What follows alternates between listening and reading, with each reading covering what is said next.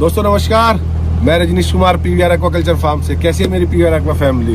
आप सब स्वस्थ और मस्त हैं। दोस्तों आज इस वीडियो में हम बात करेंगे परफॉर्मेंस फंक्शनल फीड, यानी कह सकते हैं कि किसी भी प्रजाति की मछली के लिए स्पेसिफिक फीड। जैसे हम बात करते हैं कभी कभी मरल फीड, वो एक स्पेसिफिक मछली कैटेगरी के लिए फीड बनता है।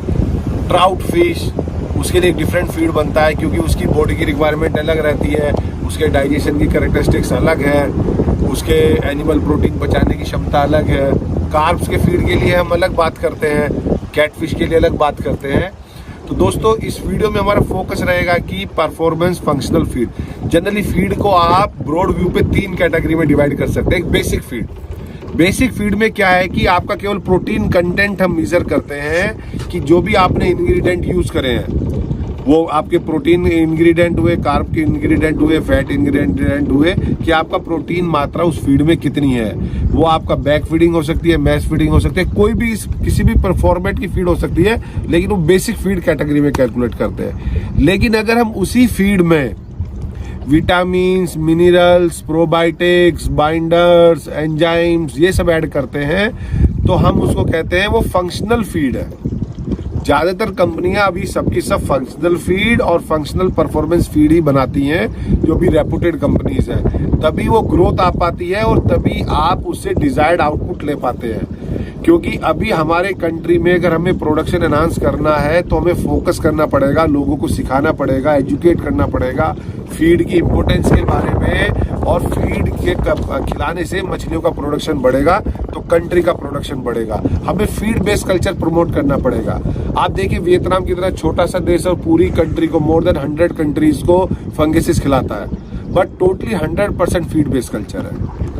हमें मछली के प्राइस पे तो काम करना पड़ेगा, लेकिन प्रोडक्शन पे भी एनहांस करना पड़ेगा, क्योंकि किसानों की जो कॉस्ट ऑफ प्रोडक्शन बढ़ रही है उसे मेजर जो 2 कंपोनेंट है लेबर और लीज, वो इसलिए भी डायरेक्टली थोड़ी शूट कर जाती है क्योंकि हमारा प्रोडक्शन कम निकलता है और हम फीड बेस्ड कल्चर कम करते हैं। तो फीड बेस्ड कल्चर पे एक हमारा बेसिक फीड हुआ, एक हमारा हुआ फंक्शनल फीड। अब तीसरी बात करते हैं परफॉर्मेंस फंक्शनल फीड।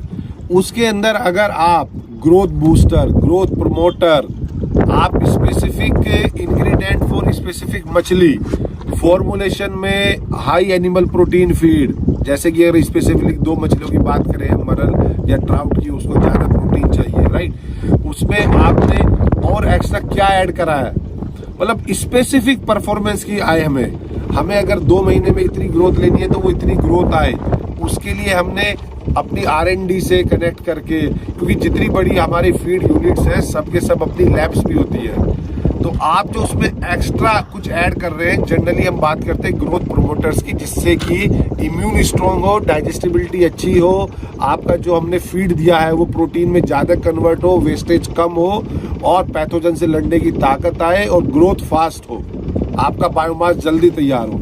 ये होता है आपका परफॉर्मेंस फंक्शनल फीड।